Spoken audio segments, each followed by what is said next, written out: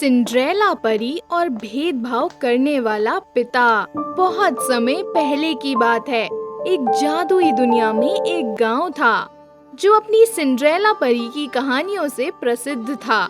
गांव वालों को उनकी कहानियों से खास प्यार था और उनकी कहानियां सबके दिलों में अद्वितीय जगह बना चुकी थी। गांव का एक छोटा सा लड़का जिसका नामकरण नहीं हो पाया था, इसलिए सब उसे चिंटू के नाम से पुकारते थे। चिंटू बहुत ही साहसी और सजीव लड़का था, जिसका दिल किसी भी समस्या को हल करने का आवाज देता था। उसके पास दो अच्छे दोस्त थे, राजू और सीमा। तीनों मिलकर हर रोज कुछ नया खेलने के ख्याल से घर से निकलते थे।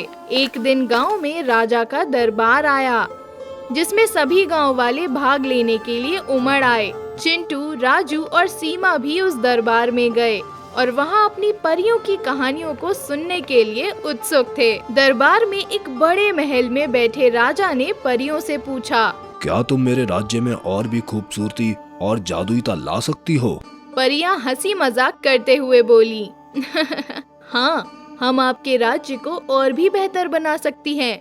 हमारे पास एक विशेष वरदान है, जिसका उपयोग हम आपके राज्य के लिए कर सकते हैं। राजा ने खुशी खुशी उन्हें अनुमति दी और परियों ने अपनी जादुई सामग्री से एक अद्भुत महल बना दिया। महल की दीवारें हरे भरे बगीचों से घिरी थी और फूलों की महक सबको मदहोश कर देती थी। महल के उच्च मंच पर परियों ने गाने बजाना लगाया, जिसे सुन राजा रानी समेत सभी लोग आदर्श गुणवत्ता और सौंदर्य का आनंद उठाते थे। चिंटू, राजू और सीमा भी उस महल की तारीफ कर रहे थे जब अचानक चिंटू का ध्यान एक कोने में गया। वो वहाँ पर देख रहा था, एक पिता अपने बच्चे को दुखी दुखी देख रहा था।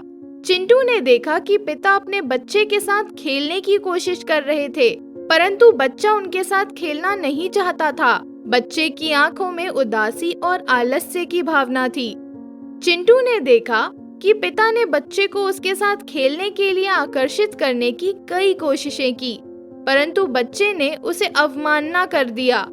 उसका मन दुखी हो गया, क्योंकि वो जानता था कि परियों की जादुई सामग्री तो उसकी समस्याओं को दूर कर सकती है, परंतु इस पिता बच्चे के बीच की समस्या का समाधान नहीं कर सकती। चिंटू ने अपने दोस्तों के साथ बैठकर इस विचार पर गहराई से बातचीत की। राजू ने कहा, देखो चिंटू, परियों की जादुई सामग्री से हम तो अपनी समस्याओं का समाधान कर सकते हैं, परंतु हमें उस पिता की समस्या का समाधान ढूंढना होगा। सीमा ने भी यही कहा। हाँ, तुम सही कह रहे हो राजू, हमें उस पिता की मदद करने का तरीका ढूंढना होगा, ताकि वो बच्चों के साथ खुशी खुशी खेल सके।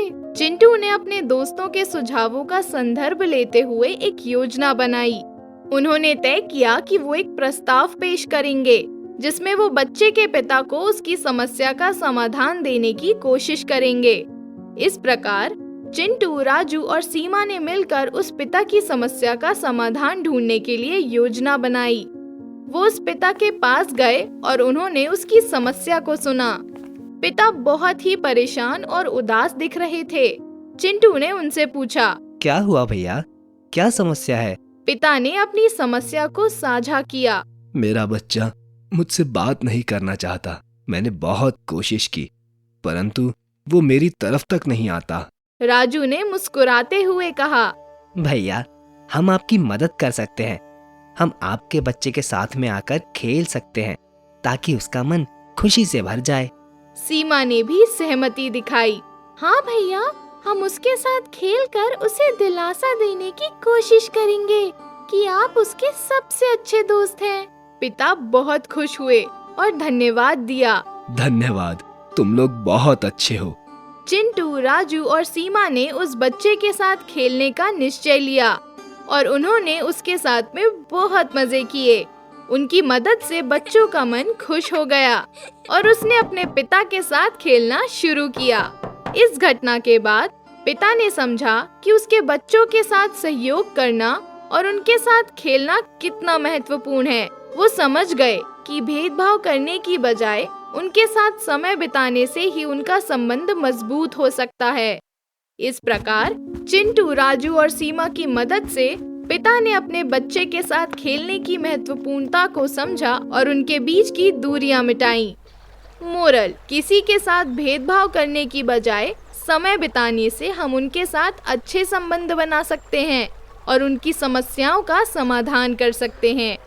एक दूसरे की दिक्कतों में मदद करने से हम समर्पण और सामर्थ्य का एहसास करते हैं, जो हमें अपने समाज में सहयोग करने की दिशा में आगे बढ़ने में मदद करता है।